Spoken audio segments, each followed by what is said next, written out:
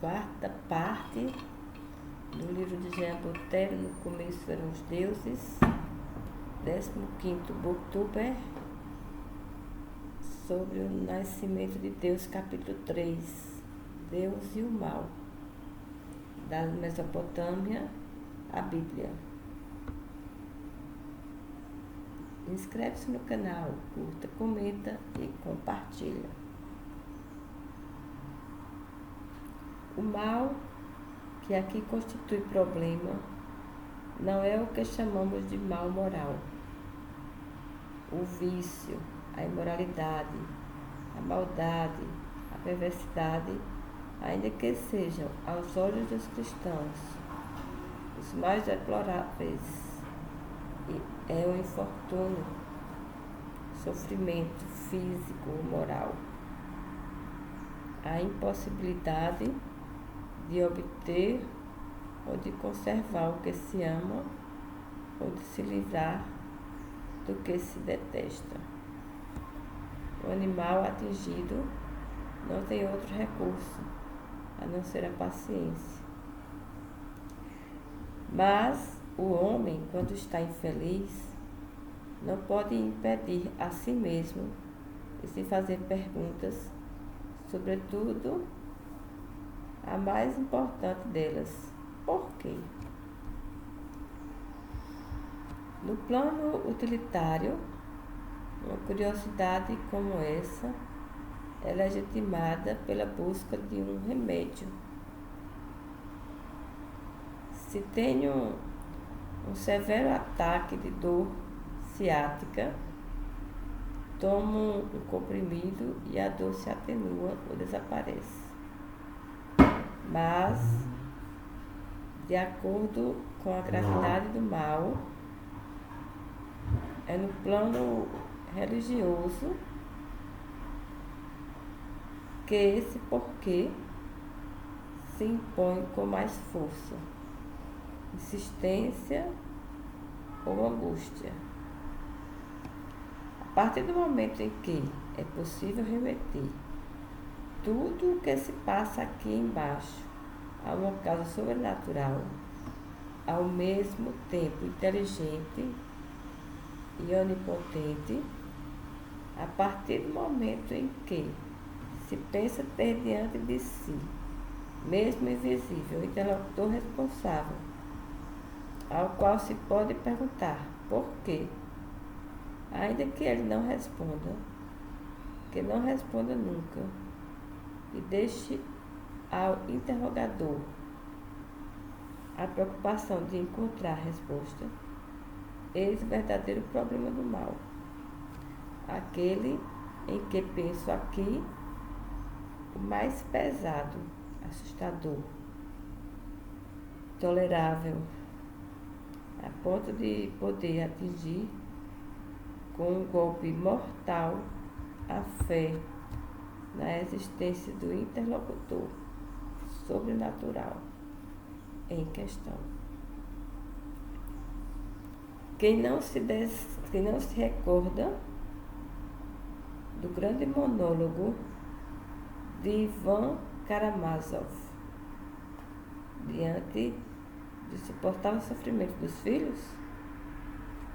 Não me recuso a admitir Deus, apenas lhe devolvo respeitosamente o meu bilhete. Mesmo que se venha a detectar a causa imediata do mal, de que se sofre e que se consiga reencontrar um remédio para ele, resta sempre a questão, aquela que torna o problema verdadeiramente lacinante e intolerável. Por que eu? Por que este mal se abateu sobre mim aqui hoje? Porque a causa universal de tudo, aquela que dirige o mundo e sem a qual nada pode ser feito, aqui embaixo, porque ela fez com que esse infortúnio me atingisse justo a mim? Problema como esse já assombrou outros antes de nós. em particular, para permanecer na linha de nosso pensamento religioso, aos nossos ancestrais de Israel, os autores da Bíblia, sem falar das frequentes alusões dispersas que nela encontramos, sobretudo em um de seus livros, o de Jó, que se consagrou expressamente a ele. Mas se a Bíblia trouxe ao mundo uma revolução, uma considerável transformação religiosa, ela não é nesse domínio um princípio absoluto.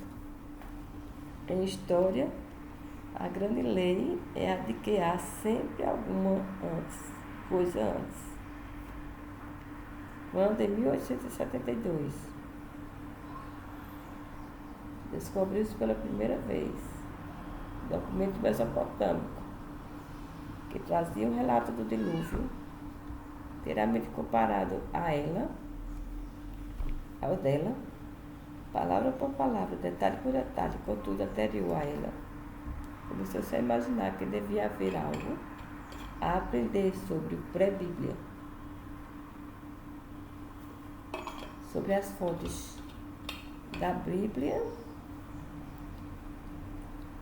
naquele país cujos arquivos exumamos sob a forma de 500 mil de documentos, legíveis e inteligíveis, entre os quais um grande número sobre os problemas e os próprios textos da Bíblia, tais como, entre outras, as questões da origem do mundo e da mais antiga história do homem desde seu aparecimento.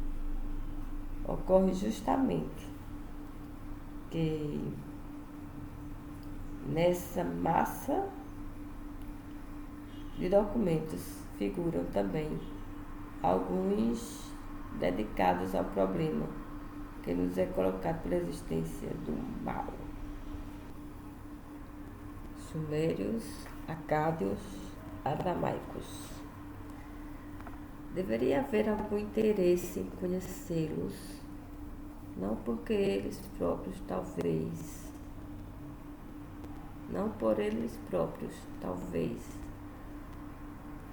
mas pelo fato de mostrarem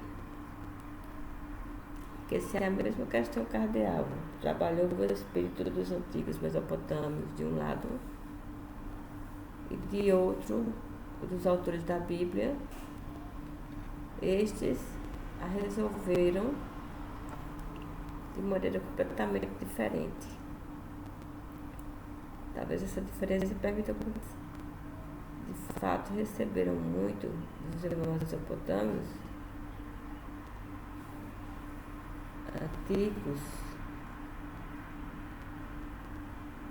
sua visão religiosa era radicalmente distante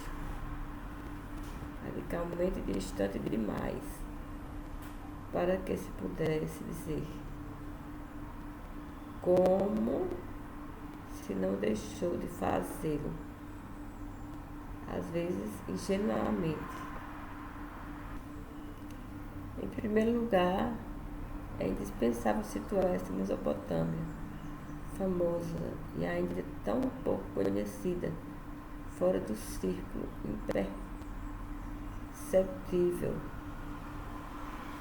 e um de seus especialistas, sobretudo seu sistema religioso, em cujo interior se colocava o problema que nos ocupa.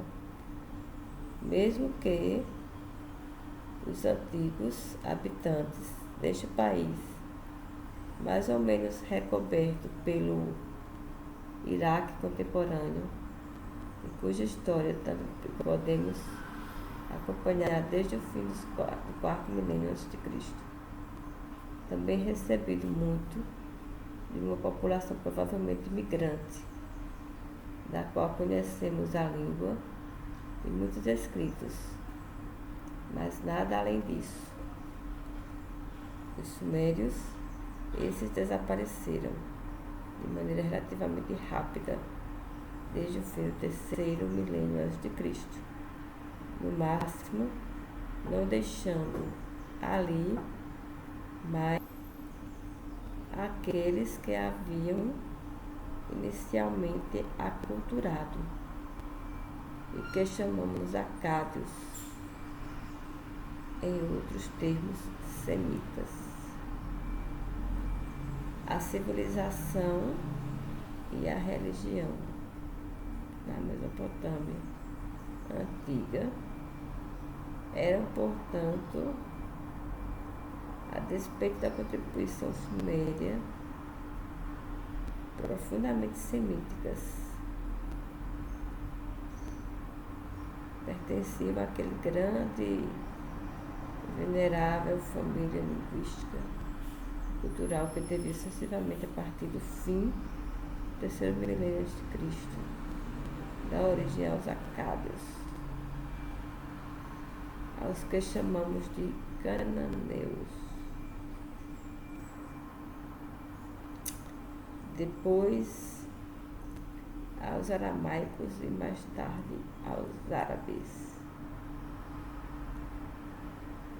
Os velhos cananeus, os velhos mesopotâmios, por suas raízes semíticas, compartilhavam, pois, um certo número de tradições e traços de mentalidade com os semitas ulteriores.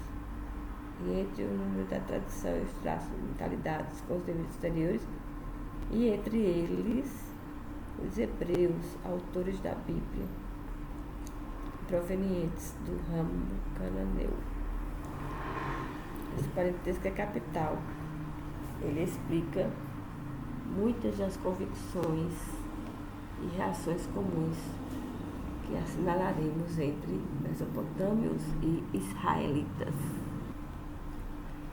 No plano religioso, os mesopotâmios eram decididamente politeístas e antropomorfistas, isto é, haviam imaginado bem acima do mundo para governá-lo e desempenhar nele o papel de causa primeira universal. Toda uma sociedade de seres sobrenaturais, deuses,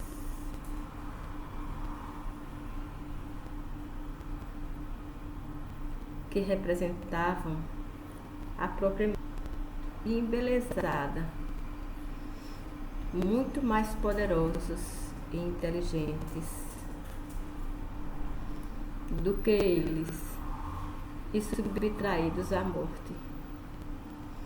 Eles haviam tomado aqui embaixo como modelo para esses deuses imaginados, não as pessoas comuns, insuficientemente reluzentes, mas as mais notáveis, a alta classe dos governantes, o rei, sua família e sua corte de altos e não tão altos grau, sempre partilharam uma viva e poderosa convicção sobre a ingerência universal dos deuses na marcha do mundo e dos homens. Estava-se persuadido na Mesopotâmia de que esses mesmos deuses desempenhavam em relação a nós, de maneira mais grandiosa, naturalmente, o papel do rei para com seu povo, cujo comportamento era eleições coercivas. Portanto, tudo o que, positiva ou negativamente, comandava a conduta dos homens em todos os domínios da vida o direito, o ritual, a moral e até as rotinas folclóricas e racionais, mas que nos sentimos na obrigação de seguir, supostamente emanava da vontade diretiva e legislativa dos deuses. Da mesma forma que o príncipe castrava as infrações aos seus comandos, pois tratava-se de revoltas intoleráveis contra sua autoridade, de menosprezo de sua vontade e em uma palavra de pecados. Essa noção de pecado, ligada de perto, aparentemente, às representações tradicionais dos semitas, já tinha amplo espaço na consciência dos mesopotâmios. Uma sanção de nossas faltas foi por meio do apelo a essa noção que primeiramente se tentou, nesse país, responder ao porquê do infortúnio, sempre em virtude da mesma analogia.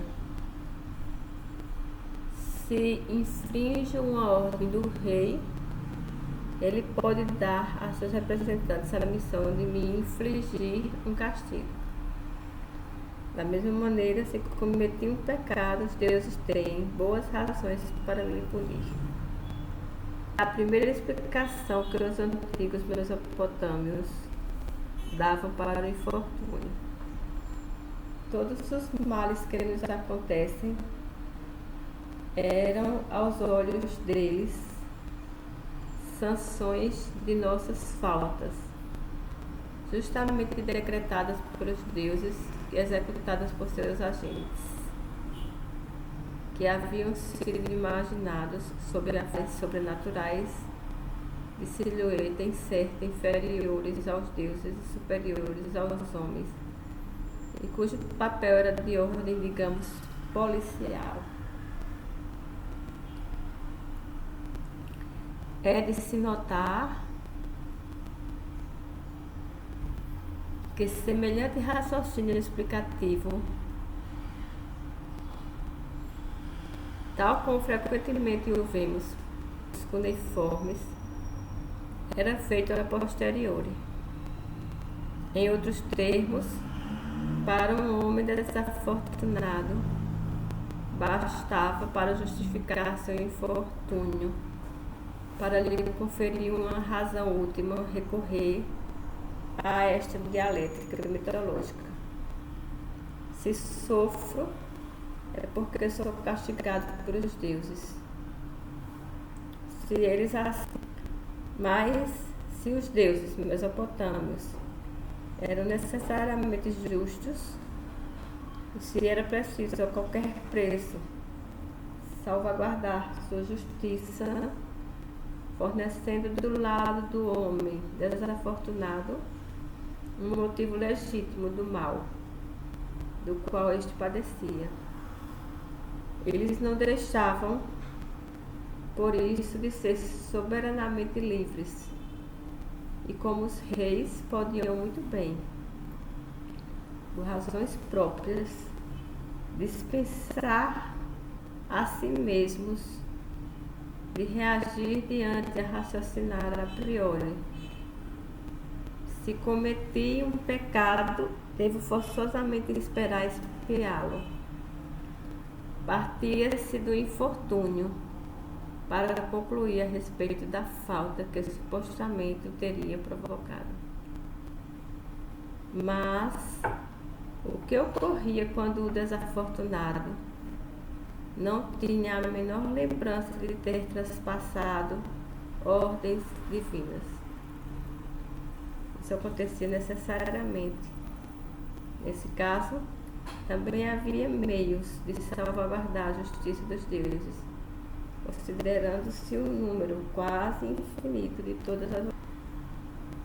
Sempre era possível invocar uma delas, quase imperceptível, Não há homem isento de pecado, dizia-me. E mesmo esquecida, inconsciente, ou ainda em um país que o regime jurídico admitia a responsabilidade familiar cometida por um próximo. Essa maneira de raciocinar tinha algo de frágil e simplista, uma vez que, afinal de contas, a falta explicativa era, em muitos casos, postulada: devo ter cometido um pecado. Afinal, se alguém estava mergulhado em um sofrimento e infortúnio excessivos, tendo consciência apenas de pecadilhos irrisórios, não tinha razão para reputar a injustiça, a severidade exagerada dos deuses? E como salvar a justiça deles do espetáculo de notar, pois isso também se via com muita frequência diante de pessoas honestas e cruelmente tratadas? Eis um belo exemplo de reações de tais vítimas. É o último grande rei de Nínive, o famoso Assurbanipal, que por volta de 630 a.C., depois de ter evocado todos os seus préstimos, lança este lamento: fiz bem aos deuses e aos homens, aos mortos e aos vivos. Então, e danos não me abandonam. Discórdias no país, perturbações e fracassos de toda sorte estão constantemente em meu encalço. Mal-estares do corpo e do coração me encarquilham inteiro. Passo tempo a lamentar e a suspirar, mesmo no dia da grande festa. Fico desesperado. Semelhante sorte reserva aos ímpios e deixa-me reencontrar a fortuna.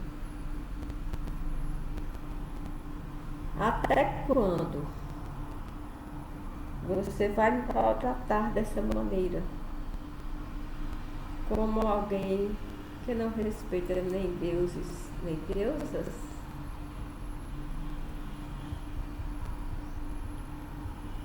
Que assim no país, com o tempo, vozes foram se elevando no sentido de exigir para o problema do mal uma solução religiosa mais nuançada, mais aceitável, que levasse em conta justos, sofredores e maus felizes. Desses protestos restam-nos alguns ecos literários.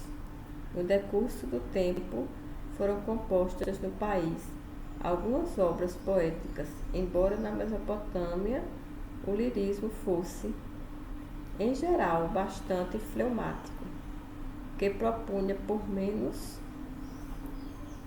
que possamos lê-las e compreendê-las. Essa nova resposta, melhorada, que parece ter se disseminado e depois se imposto, ao menos no segundo milênio antes de Cristo. Algumas palavras somente sobre as duas mais antigas. Uma delas foi composta em língua suméria. Sem dúvida, parte do fim do terceiro milênio antes de Cristo, em cerca de 40 versos. A outra, em língua acadiana, deve ser das proximidades do segundo quarto do milênio seguinte, Ela conta com menos da metade dos versos e chegou a nós com enormes lacunas. Ambas apresentam um homem que, face a face com seu Deus, lamenta seus infortúnios e suas penas. E claro que reconhece-se culpado por seus pecados, o que salva a doutrina vigente, mas suas faltas não lhe parecem ter importância e gravidade proporcionais ao rigor de seu castigo, o que ressalta a insuficiência da doutrina. Ele implora então ao Deus a quem se dirige para livrá-lo. E esse Deus, no final, o livra de fato.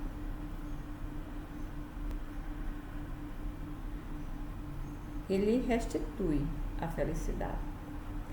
Essa dupla aventura, que resumo aqui, ganhará todo o seu sentido quando nos debruçarmos sobre o terceiro poema, mais significativo. Intitularam-no O Justo Sofredor,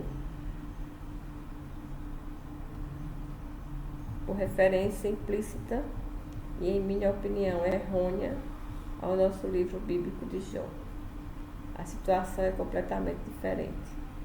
Trata-se de um longo monólogo de cerca de 500 versos, repartidos em 4 tabuletas, para expor sua tese, não por meio de abstrações, mas bastante concretamente.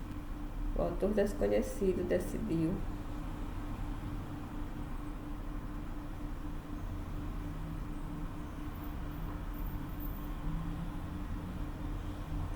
materializá-la em uma história, a qual fez com que o paciente detalhasse e da qual quis reforçar a credulidade ao apresentar este último, como todo o seu séquito, como um personagem conhecido, mas não por nós, na Babilônia, no último terço do 2º milênio a.C., época de origem do poema. De acordo com o grande movimento religioso reformista daquele tempo, que havia elevado que se colocasse à frente dos deuses e do mundo Marduk, o líder sobrenatural da cidade, é declaradamente a ele que o autor do poema faz com que o queixoso se dirija. Não se deve procurar aqui a grande literatura. Não apenas o texto tende a ser raso e prolixo em geral, inconveniente que não é excepcional nas belas letras mesopotâmicas. Como o autor parece ter sido tomado por uma aflitiva preocupação de sistematização e até mesmo de geometrização, certamente porque queria pôr sob os olhos dos leitores uma demonstração mais do que um verdadeiro relato. Seu plano é simples e mesmo simétrico. As 2 primeiras tabuletas, o paciente conta seus infortúnios. Nas outras, sua libertação. Os infortúnios se dividem em 2 categorias. Na primeira tabuleta, tudo o que é degradação social. Perda dos favores do rei, fortuna, da consideração e desprezo dos concidadãos. Na segunda, o acúmulo de males, propriamente físicos e extraordinária coleção de doenças, todas gravíssimas, quase cômica pela quantidade que leva o autor ao tema da morte. Das duas últimas tabuletas, muito mais lacunares, resta, contudo, bastante para nos fazer compreender que a libertação inesperada, depois de tantas provações e inúteis orações, e decidida de maneira brusca e espontânea no pior momento pelo Deus soberano Marduk, realizou-se. Ainda a sistematização ingênua, no sentido inverso da chegada dos males. Primeiramente, desaparecem os que atingem o corpo, um após o outro. Depois, os mal-estares de ordem social.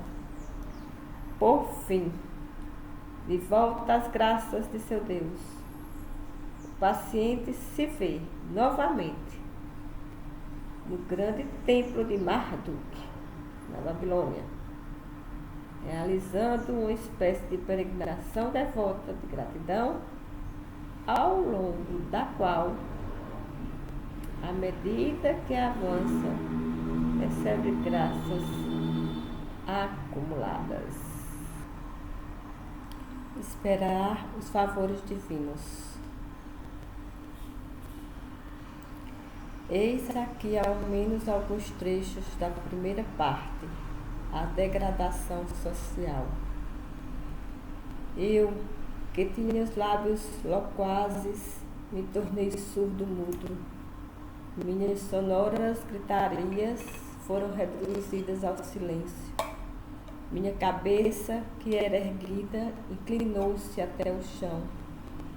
Após ter-me pavoneado altivamente, aprendi a esgueirar-me pelos cantos, tornando-me hostil. Meu país se encheu de cólera contra mim. Em seguida, a degradação física. Meus olhos encarquilhavam, mas sem ver. Meus ouvidos se abriam sem ouvir. O esgotamento se apoderou do meu corpo e uma comoção se abateu sobre mim. A paralisia tomou meus braços. A exaustão sobreveio aos meus joelhos. Meu esqueleto se desenhava, coberto apenas com minha pele. Minha tumba estava aberta, minha pompa fúnebre organizada. No início da segunda tabuleta e entre as duas crises, o paciente recorda primeiramente seus inúteis pedidos de ajuda ao seu Deus. Eu gritava para meu Deus e ele recusou-me o rosto. Eu implorava a minha deusa e ela sequer erguia os olhos. Depois disso, ele deixa escapar o que constitui aos seus olhos o verdadeiro problema do mal. Diante da certeza da justiça dos deuses e de seu Deus, o que mais o tortura é que ele se vê assim castigado, a despeito de sua piedade e de seu comportamento exemplares. Como alguém que jamais houvesse assegurado libações ao seu Deus, jamais houvesse inclinado piamente seu rosto, nem praticado a prostração, de cuja boca se houvesse afastado orações e preces, que houvesse esquecido a festa de seu Deus, negligenciado as celebrações mensais, e que, por incúria, houvesse abandonado o culto. É assim que sou tratado, como um homem mal punido. Ele detalha então todos os seus atos pios, que normalmente deveriam ter atraído para ele as boas graças dos deuses. No entanto, tais atos não protegeram dos maus tratamentos destes, isto é, daquilo que, em virtude da velha lei comumente admitida, que explicava o infortúnio pelo pecado, se assemelhava exatamente a uma punição de faltas. A perturbação e a confusão de seu espírito diante de semelhante anomalia são tão grandes que ele acaba por se perguntar se a lógica dos deuses não estaria invertida, o avesso da nossa, pois então tudo ficaria mais claro. É claro, eu acreditava que meu bom comportamento fosse agradável aos deuses. Mas será, talvez, que o que estimamos louvável não é ofensivo para eles? E o que julgamos blasfematório talvez seja para eles um prazer? E em favor dessa interpretação, ele invoca a doutrina, ou antes a convicção compartilhada por todos os semitas da superioridade radical dos deuses, que vai a ponto de torná-los incompreensíveis para nós. Quem jamais saberá o que querem os deuses do céu? Quem compreenderá o que ruminam os deuses no inferno? Como os habitantes da terra penetrariam o plano divino. Aí residiria o primeiro aspecto da nova resposta para o problema do mal, a saber que não há resposta, pois ela é reservada aos deuses, por natureza inacessível aos homens. Veremos que, levada ao absoluto, essa transcendência do sobrenatural do livro de Jó constitui justamente a chave do mistério. Aqui diríamos que o autor a teve em mãos, mas sem o poder de usá-la, nem sequer de reconhecê-la, pois em uma região antropomorfista e politeísta como a da Mesopotâmia, nada podia ser absoluto. Assim, o autor do poema se limita, para responder ao problema que apresentou, ao fato de que, uma vez que os deuses se encontravam por natureza à maneira dos reis em relação ao seu povo, bem acima de nós, inacessíveis e imunes. Por isso, as nossas inquisições e recriminações, a única coisa que podemos dizer diante da conduta deles em relação aos homens que parecem castigar, mesmo sem que haja razão para isso, é que ela é desconcertante e que não temos que julgá-la. Na verdade, não se trata de uma explicação, mas quase uma tautologia. Há, contudo, outra coisa no poema, outro aspecto de sua resposta complementar, a esse que acabo de ressaltar. Encontramos-lo precisamente no princípio, nos primeiros versos, como se a história contada na sequência devesse ser apenas sua aplicação ou demonstração. Glorifico o sapientíssimo Senhor, o Deus razoável, que se irrita à noite, mas que chegado o dia se acalma. Glorifico o Senhor Marduk, como a tormenta de um ciclone. Ele envolve tudo com sua cólera. Depois, seu hábito se faz benfazejo, como o zéfiro da manhã. Irresistível, inicialmente é seu furor, e catastrófica sua ira. Depois seu coração volta atrás, sua alma se corrige.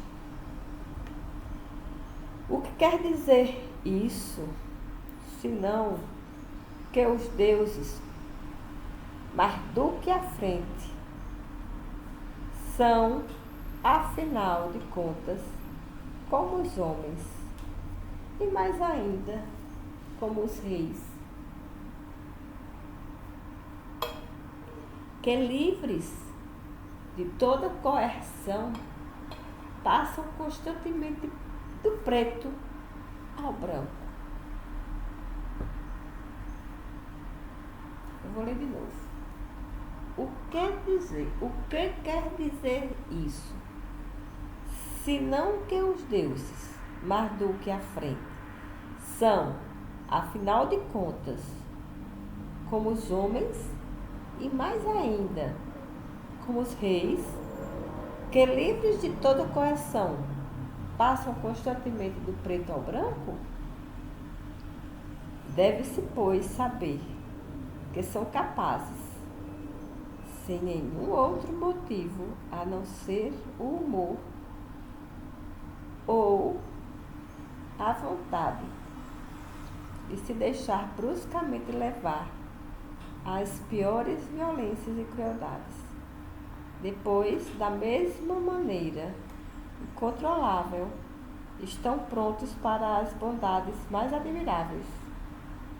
E a longa história contada no poema não é uma impressionante ilustração dessas reviravoltas? Inicialmente, vítima, sem razão aparente, das sevícias de Marduk, sem que nada, preces, súplicas, rituais, pudesse salvá-lo, paciente de repente, e sem outra razão se vê libertado pelo mesmo Marduk, cujo coração nesse meu tempo havia voltado atrás, cuja alma se havia corrigido. Assim compreendemos melhor o sentido da obra inteira. As sombrias cavernas do além. As sombrias cavernas do além. Por trás dessa aventura e do opúsculo a ela consagrado, oculta-se o que o autor pretendia trazer. Ao mesmo tempo, uma lição e o complemento da resposta ao problema do mal que queria ensinar. Uma resposta racional é impossível, pensa ele. Não é sequer preciso buscá-la.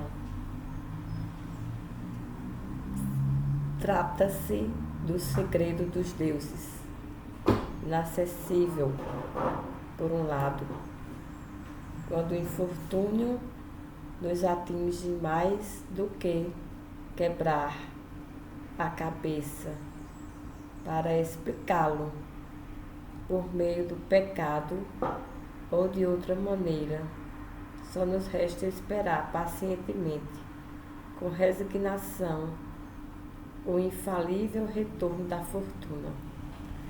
Trata-se de uma só vez, de uma exortação ao fatalismo e de uma lembrança da evidência de que, após a tempestade, vem a bonança.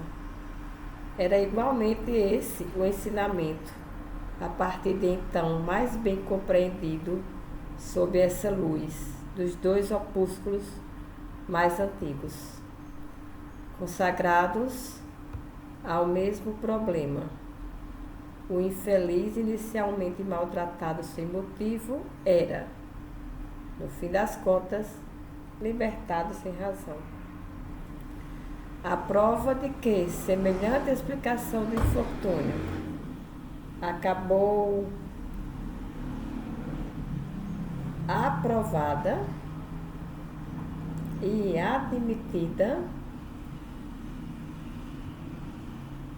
na Mesopotâmia, ao menos na alta classe.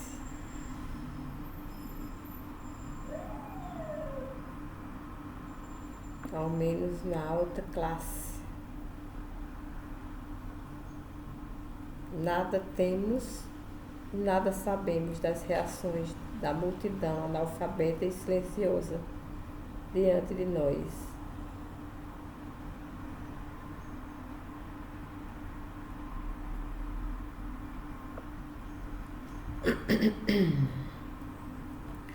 Os assiriólogos a chamaram de maneira um tanto imprópria, em minha opinião, de Teodiceia, a justificação dos deuses a respeito da existência do mal. Ela deve ter sido composta na virada do segundo para o primeiro milênio antes de Cristo. Conhecemos o nome do autor e sua qualidade de membro do clero, pois introduziu tais informações em seu texto por meio de acróstico, mas nada além disso. Diferente, contudo, do autor, o justo sofredor. Trata-se de um excelente escritor, de linguagem original e poderosa, e com vigorosa argumentação, ainda que o resultado nos pareça decepcionante. Em 27 estrofes, de 11 versos cada, ele escreveu um diálogo no qual duas partes discutem com grande cortesia, mas sem fazer rodeios. De um lado, aquele que podemos chamar de queixoso, e que, bastante discreto em relação aos detalhes de seus infortúnios, deixa claro que, depois de uma prática constante da piedade e da virtude, e sem ter nada a censurar a si mesmo, tem várias razões para queixar-se de sua sorte, desde a mais tenra juventude. É ele quem toma primeiramente a palavra e que encerra o debate no fim. De outro lado, seu interlocutor, anônimo, tem a aparência daqueles velhos, com reputação de sábios, grandes repetidores de sentenças e truísmos. O queixoso não apenas sustenta fortemente suas críticas, como as baseia, com toda a evidência, unicamente nos fatos constatados por sua própria experiência e pelos olhares agudos que tem sobre o mundo. E ele não é gentil. Em meio a toda a literatura mesopotâmica, jamais encontrei algo mais negro, ácido e forte quanto a censura do que se passa aqui embaixo. Nenhuma reprovação tão ferina do mal universal tolerado pelos deuses. Aqueles que não fazem caso E alguns dos deuses seguem o caminho da fortuna. Mas aqueles que imploram a eles com fervor só têm pobreza e miséria. Lancei meu olhar sobre o mundo. Tudo anda às avessas. Os deuses não barram o caminho ao diabo. Um pai reboca penosamente seu barco no canal, enquanto seu primogênito se compraz no leito. Um filho de rei se reveste de farrapos, mas um filho de maltrapilhos é suntuosamente vestido. E eu, que sempre servi aos deuses, que ganhei com isso? Eis-me aqui, aviltado diante de um insignificante qualquer. E, rico e opulento, um fedelho me despreza. Exalta-se a palavra do prepotente, habituado ao assassinato. E esmaga-se o modesto, que jamais cometeu uma má ação. Enche-se de ouro os baús do tirano, mas esvazia-se a despensa do pobre. A esses dados factuais, relatados com veemência, o sábio, seu interlocutor, replica apenas com vagos princípios, com que aqueles aforismos que correm às ruas, com aquelas máximas gastas que não têm muita relação com as vituperações do queixoso. Ele o lembra de que apenas a piedade lhe devolverá a fortuna, que seu futuro será melhor, mesmo que não se mantenha apegado aos deuses, e que além disso a prosperidade dos maus é transitória e será prontamente substituída pelo infortúnio. E repete-lhe o axioma favorito dos semitas, e em particular dos mesopotâmios. O plano dos deuses é tão distante quanto o âmago do céu. Dominá-lo é impossível. Não o compreendemos. Ele vai ainda mais longe quanto a esse aspecto, afirmando que foram os deuses criadores em pessoa e deliberadamente que dotaram os homens ao criá-los de uma inteligência confusa, outorgando-lhes o erro no lugar da verdade. É por isso que tanto se proclama a fortuna do rico. Se seguirmos a discussão na ordem, salta aos olhos que os argumentos do sábio não fazem o mínimo efeito sobre os do sofredor, que insiste cada vez mais em seus vitupérios, como se permanecesse sempre seguro de si, diante de explicações tão frágeis. E espera-se, portanto, que para concluir, ele rechace definitivamente o autor de tais tolices e o mande embora humilhado. Bem, não é de modo algum o caso, e essa é a surpresa final da Teodiceia. Sem explicação ou refutação, sem o menor meio termo, abandonando de uma só vez sua veemência e indignação. O revoltado apela subitamente com humildade para os deuses esperando deles com a cabeça baixa a abolição de seu infortúnio.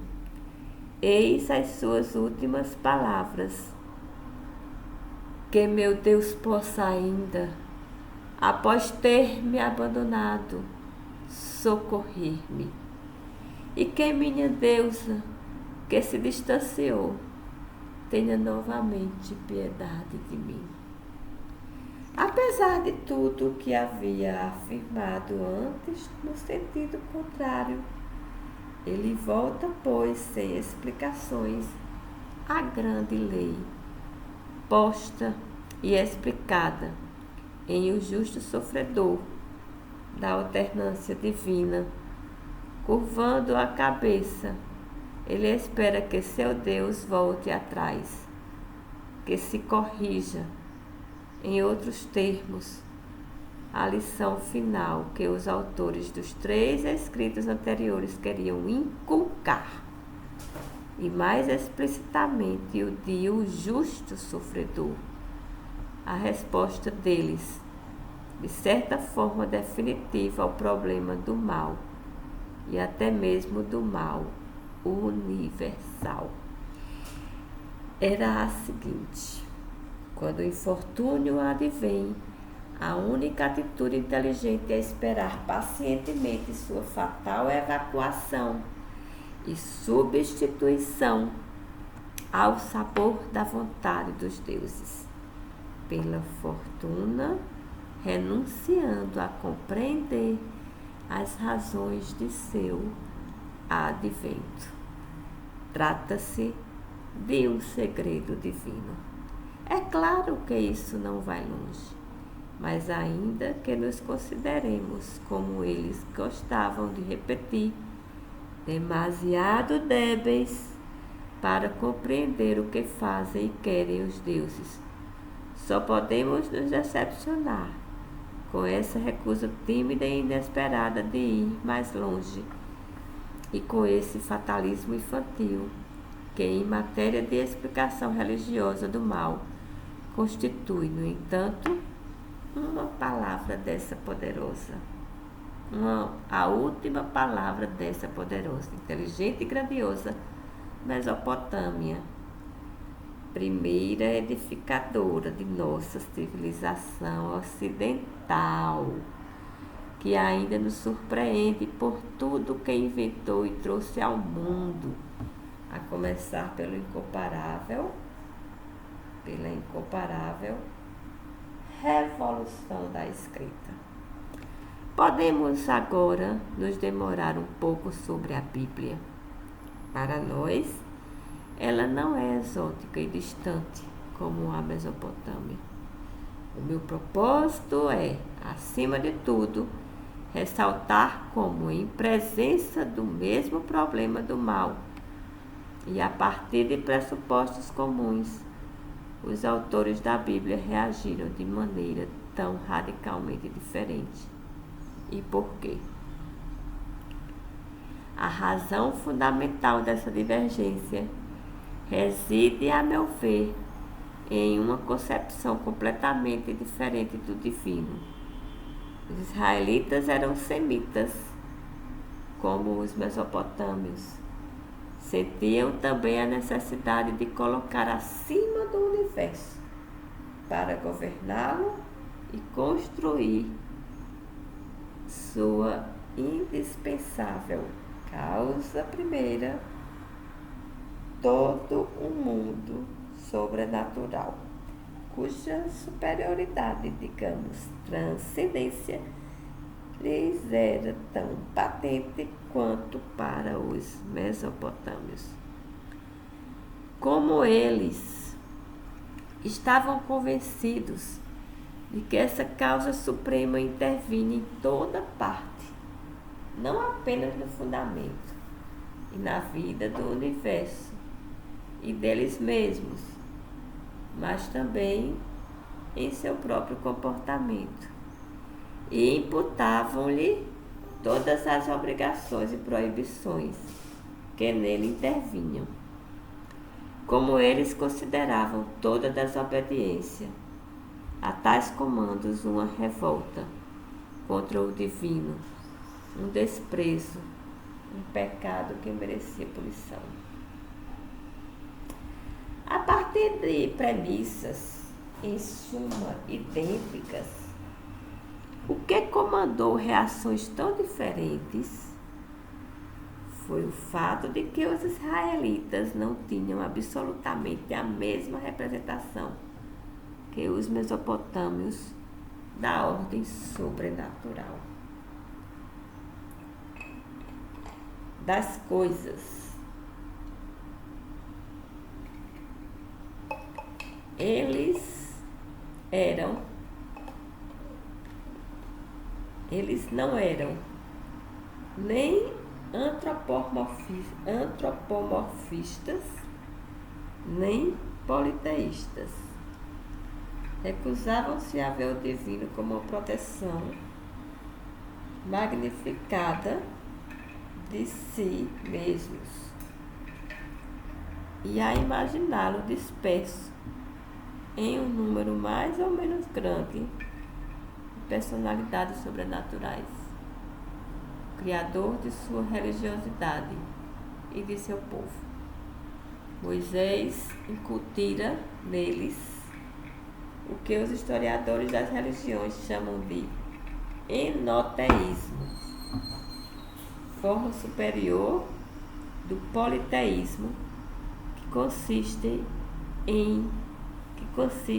não em negar a existência de uma pluralidade de pessoas divinas, mas em escolher uma delas para ligar-se exclusivamente, afastando ao mesmo tempo todas as outras do campo de sua religiosidade, para associar de maneira mais estreita e definitiva seu povo a esse Deus escolhido que tinha o nome de Javé. Moisés havia recorrido a um velho costume familiar aos antigos semitas, que consistia em criar um laço particular entre pessoas privadas ou públicas, por meio de um procedimento dito de aliança. Por meio dessa aliança, Javé, de certo modo, adotara Israel como seu povo particular, comprometendo-se a apoiá-lo contra todos os seus inimigos e a ajudá-lo eficazmente em todos os seus empreendimentos. Israel, por sua vez, havia jurado não apenas que se afastaria para sempre dos outros deuses, mas que consagraria unicamente a Javé seu apego religioso e seu culto. E seus fiéis, diferentemente de todos os outros povos de então, renunciariam a todo tipo de representação imagética de Javé, como que para afirmar a radical diferença dele em relação a todos os outros deuses e a toda a faustuosa ostentação de riquezas materiais no culto, a fim de se concentrar na obediência completa e exclusiva à vontade moral de Javé. Eles o adorariam por meio de uma conduta reta e honesta, e não pela ambição dos próprios dons. Semelhante revolução, inaugurada por Moisés, constituiu de fato na história religiosa da humanidade uma transformação completa dos valores e das práticas. Um monoteísmo absoluto. Foi sobre essas bases que se formou em alguns séculos o que chamamos de monoteísmo, a saber, a convicção de que Javé, o Deus que foi escolhido primeiro e preferido entre todos os outros, era na verdade o único, o absolutamente único. para o universo inteiro. Esse monoteísmo absoluto, anunciado pela primeira vez no Deuteronômio 4:35, século 7 a.C., implicava uma concepção absoluta da transcendência reconhecida ao divino por todos os semitas. Enquanto aos olhos dos mais avançados, entre eles os mesopotâmios, o universo aparecia constituído como uma espécie de enorme esfera única que encerrava em si tudo o que existia, tanto o mundo sobrenatural quanto o material, tanto o Criador quanto a criatura.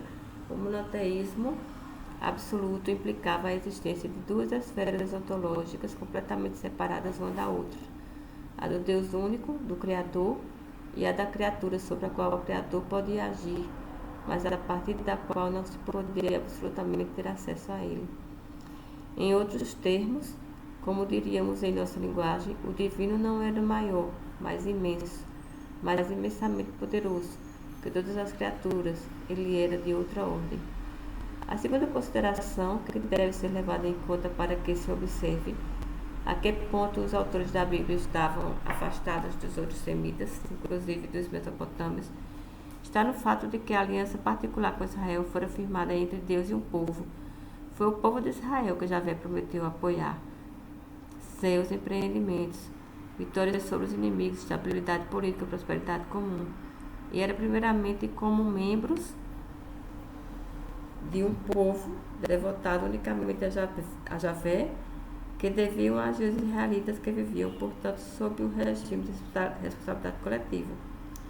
Entretanto, eles descobriram, pouco a pouco, a partir do século 7 a.C., a responsabilidade individual. Naqueles dias, os pais comeram uvas verdes e os dentes dos filhos são os que se embotaram, mas cada um morrerá na sua iniquidade. Mudança considerável e diametral. O castigo prometido para os pecados por esse Deus único e absoluto, e portanto justo, que não podia deixar de infligi-lo sem renunciar a ser ele mesmo, a respeito do qual não se poderia mais raciocinar de outra forma que não a priori. Pequei, portanto, devo ser punido com o mal ou o infortúnio. Desde então passava do coletivo para o singular. Não era mais o povo, mas cada um de seus membros, que deveria sofrer a justa sanção. História do verdadeiro justo sofredor. Algo poderia colocar temíveis dificuldades práticas nas coisas dos homens. Os fatos sempre são mais ricos do que as leis, por meio das quais queremos enquadrá-los. Um povo tem futuro e sempre é possível projetar nele a realização de promessas e ameaças. Mas o indivíduo morre rapidamente. Para os israelitas, assim como para todos os outros semitas e contemporâneos deles, depois da morte de um homem, só restava dele sua sombra incerta, seu fantasma etéreo, destinado a ser julgamento discriminatório, a um modo de torpor e de sonolência indefinidos. Mas, nas sombrias cavernas do embaixo do inferno, desde então inacessível ao bem e ao mal, à fortuna e ao sofrimento.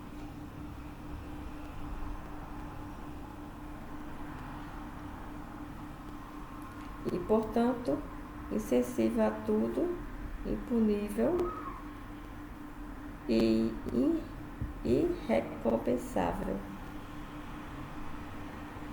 recompensa ou castigo deveriam, portanto, realizar-se durante a curta existência.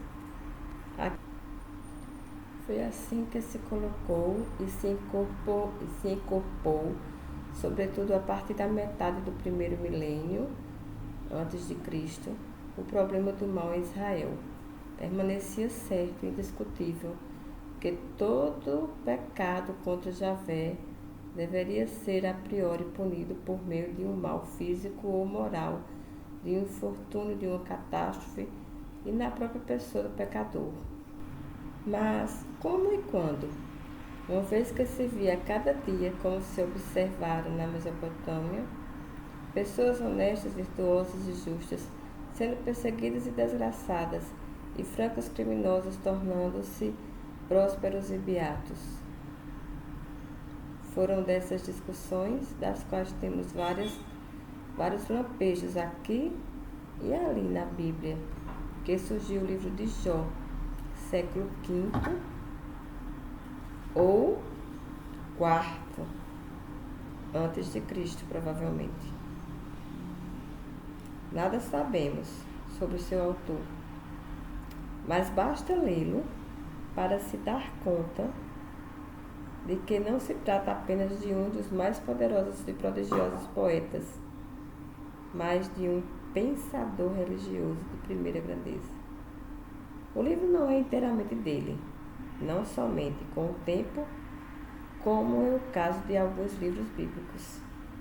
Algumas inserções foram feitas, como também e sobretudo ele comporta no início e no fim, um enquadramento em prosa, em uma língua e um ritmo particulares, que parece com o canto popular. É bastante possível que o autor, em pessoa, tenha retido esse relato, que devia correr em seu tempo, não apenas porque certamente acreditava que fosse verdadeiro, mas sobretudo porque fornecia a situação ideal para se lançar sobre o problema do mal, sob sua forma mais aguda, mais escandalosa, o verdadeiro justo sofredor, e portanto castigado, e para apresentar o que mais parecia a única explicação plausível para ele, na lógica de sua religião. Tratava-se com efeito, nesse texto, de um certo Jó, um homem a um só tempo rico, feliz e religiosamente perfeito, irrepreensível, uma vez que Javé em pessoa, orgulhoso dele, o reconhecia e o declarava em alta conta.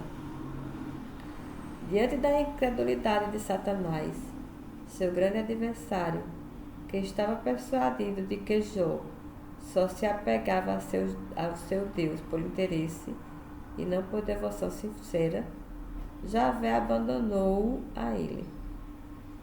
E em pouquíssimo tempo, o infeliz se viu despojado de todos os seus bens e filhos, reduzido à miséria, atingido também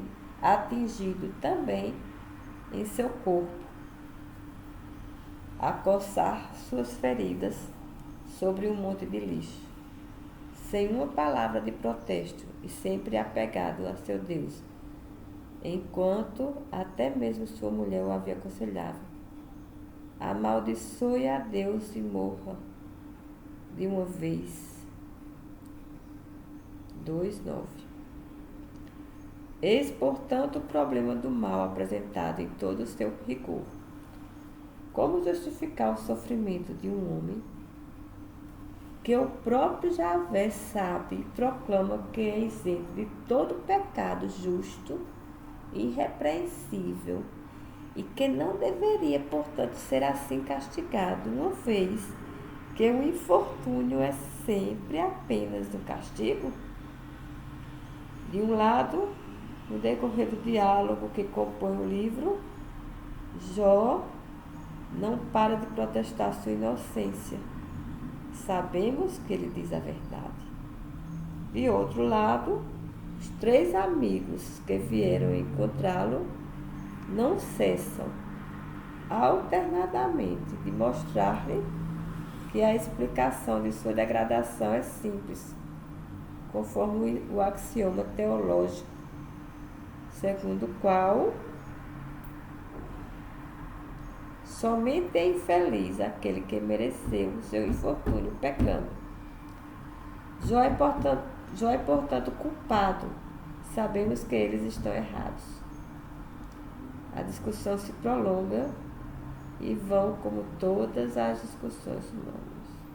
Em vão, como todas as discussões humanas. Vou tapar a boca com a mão. 44. Mas, no fim, Javé intervém e dirige-se a Jó, que mais de uma vez, com veemência, lhe havia perguntado: por quê? E o que diz ele ao tomar a palavra no meio de uma tormenta, como para fazer-se acompanhar do fenômeno natural que mais evoca sua formidável potência?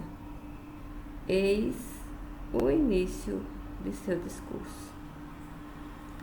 Quem é esse que escurece o meu projeto com palavras sem sentido?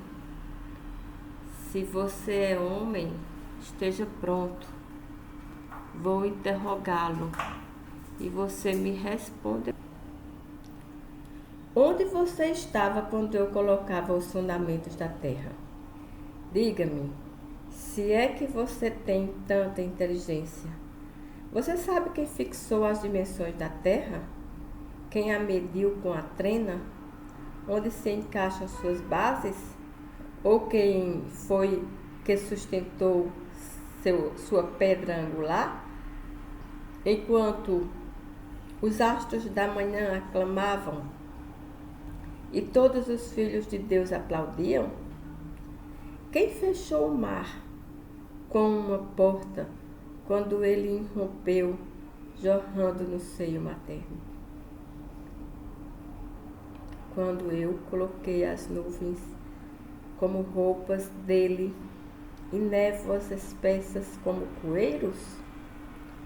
Quando lhe coloquei limites com portas e trancas e lhe disse: você vai chegar até aqui e não passará. Aqui se quebrará a soberba de suas ondas? 38:2:11. Você já chegou até as fontes do mar? Ou passeou pelas profundezas do oceano? Já mostraram a você as portas da morte? Ou por acaso você já viu os portais das sombras? Você examinou a extensão da terra? 38:16-18. E assim sucessivamente, em 30 versos que passam em revista, em uma língua poderosa e esplêndida, cheia de incomparáveis imagens e o universo e seu povoamento de maravilhas inventadas, realizadas e dirigidas unicamente por Javé. O que ele quer dizer? Entre os antigos semitas, os discursos eram preferencialmente mais sugestivos do que explicativos, um pouco como música, que é preciso sentir mais que analisar, se quisermos receber a mensagem. Ao fim dessa longa tirada, na qual o autor se limita a pôr sob a responsabilidade de Javé o prodigioso espetáculo do mundo e o maravilhoso funcionamento da natureza, descritos com uma espécie de entusiasmo lírico admirável e para os quais o homem em nada contribui e nem poderia fazê-lo, Jó compreende que nada mais lhe resta a não ser o silêncio. Eu me sinto arrasado. O que posso replicar? Vou tapar a boca com a mão. 44. Com efeito, não há nada a dizer. O papel de Javé é único. ele mesmo se encontra em posição demasiado alta. Sua ação é, a um só tempo, formidável e incomparável, o bastante para que o único sofrimento que se possa experimentar diante dele seja de aprovação, admiração.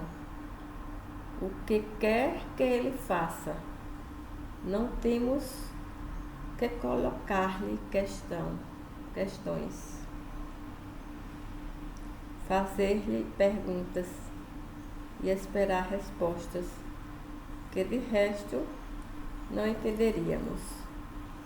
A única resposta ao grande porquê que nos é colocado nos lábios pelo problema do mal, sob sua forma mais aguda, é que não há porquê, pois ele seria dirigido a um semi-ininterrogável, que em nada se assemelha a nós e que nos é totalmente ocultado por sua própria transcendência. Já foi o primeiro a ir até o fim dessa noção tão familiar aos antigos semitas.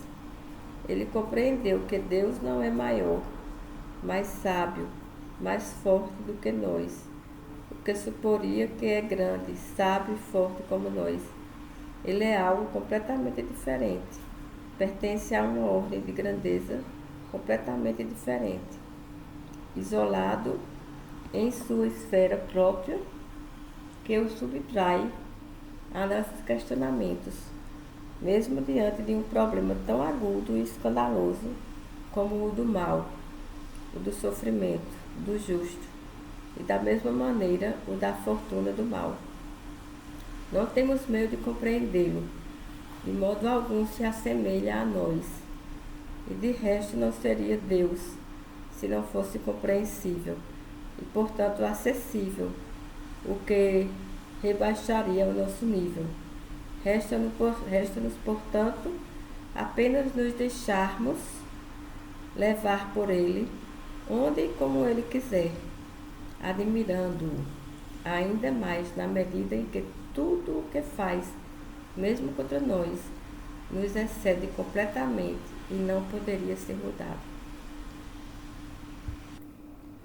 No livro de Jó, a transcendência tomou todo o seu sentido, pois na visão dele, como na visão bíblica, não estamos mais distantes de divindades múltiplas e antropomórficas, simplesmente alçadas à sua máxima grandeza por nossa imaginação, mas de um Deus absolutamente único, não muito maior do que nós, mas sem nada em comum conosco, de uma ordem completamente diferente da nossa.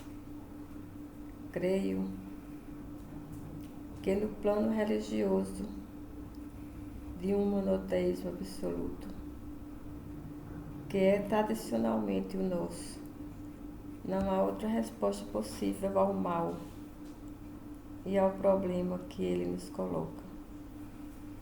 E se Jó pôde percebê-la e formulá-la, foi porque vivia precisamente em pleno monoteísmo, o único sistema a introduzir na religião absoluto. Jamais os grandes mesopotâmios, aqueles colossos de inteligência, poderiam ter ido tão longe. O livro de Jó é um dos cumes do pensamento religioso. Poderíamos dizer da metafísica religiosa.